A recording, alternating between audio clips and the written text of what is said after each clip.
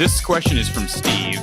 Steve, and I'll just kind of give everybody a background into Steve's questions, and of course, specifically regarding the Hawkeyes. Steve says he's wondering and getting frustrating about why Iowa doesn't proactively reach out to some of the better quarterbacks in the portal. But he says, what I find curious is why these quarterbacks don't reach out to Iowa. He says, heck, if I'm a good quarterback at another school that covets another opportunity, I'm looking for the following: play in a big-time conference, play for a program that is consistently competitive on a national stage, and most importantly, play for a team that appears to be good, be a good quarterback away from winning the conference and being in the national championship conversation. Don, it's not a bad line of reasoning. I just kind of, and I know Steve wanted to get your thoughts. What are your thoughts on that? Is that a thing for a player to reach out to a school as far as someone who's entered the portal?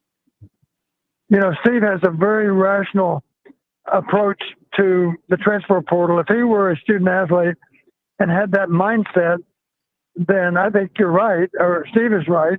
It would certainly be logical that any number of quarterbacks might reach out to Iowa because they do fit the bill. They got outstanding defense, certainly an outstanding kicking game. And if they can upgrade on offense, and if I'm a good quarterback, maybe I could help them to get that done. It makes sense that a quarterback would investigate all that and maybe reach out to Iowa. Maybe that's happened. We don't know. The sad reality is some of those outstanding quarterbacks are so consumed with what they're all about that they maybe don't think about it so much from a team aspect, as we just mentioned. So maybe that's one reason it hasn't happened. Maybe it has, and we simply don't know about it. That's a possibility too. I know it's all speculation, but if a player were to reach out to you, say you were the head coach of a Big Ten program and a player reached out to you, would that be how would you receive that, Don? Would you be impressed that a young man would be willing to reach out to the head football coach of a totally different program, or would you consider that going above his bounds, if you will? Yes, I would consider that to be, first of all, it would be a compliment to our program that an outstanding quarterback that's already had some significant accomplishments in college football, if he chose to reach out to us, I would say that's a very positive move on his part. So I would certainly respond, and I would take that as a positive that he had that kind of initiative. So rather than wait to see who might contact him, to actually reach out to the schools that matter the most. Right. And so the follow-up question that Steve had, and you kind of alluded to it, Don, but he says, what is it about Iowa that isn't attracting quarterbacks? Is it that the word on the street is that the offense is too difficult to learn? Is it that the offense is perceived to be too conservative? Or is it that Iowa doesn't prepare quarterbacks for the pros? All valid thoughts. Don, I think you know my opinion on this, but what are your thoughts? I would suspect it would be a larger portion of number 2 and 3 there that you just mentioned. I think it's entirely possible that players wonder that, they wonder how well they might be developed. They also wonder,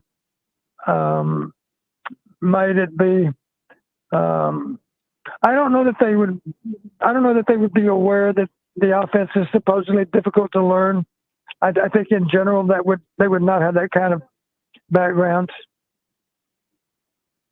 Is this offense more difficult to learn than any other Big Ten offense?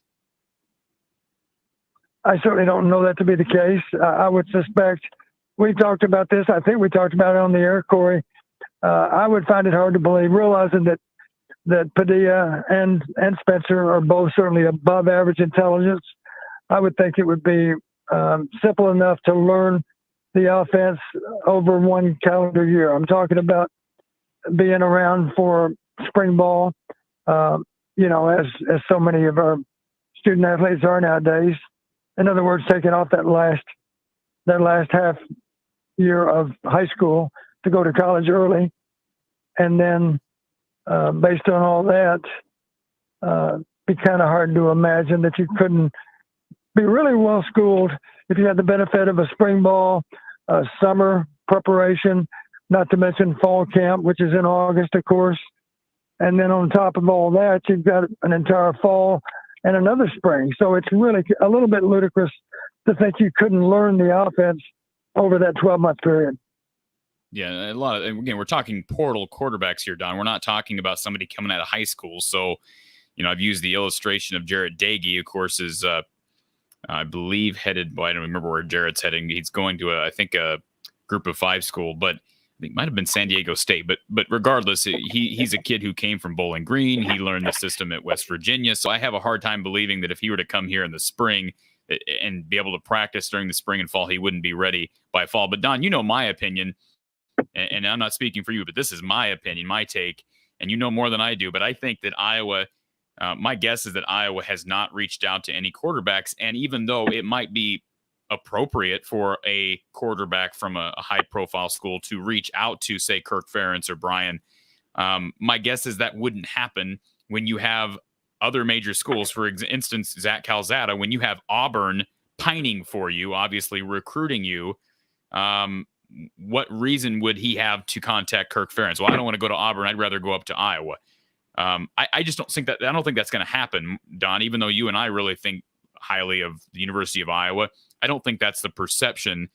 Certainly if I was a student athlete, I'd be looking at it and saying, well, if they're not contacting me, that must mean that they don't want me, because it's clear that Iowa knows. That's why you have a recruiting coordinator. They know who's in the portal and what's available. So that's my opinion in answer to Steve, that I think the onus is fully on the coaching staff. There is no, I'm not blaming players for not wanting to come here if they're not being contacted first by Iowa.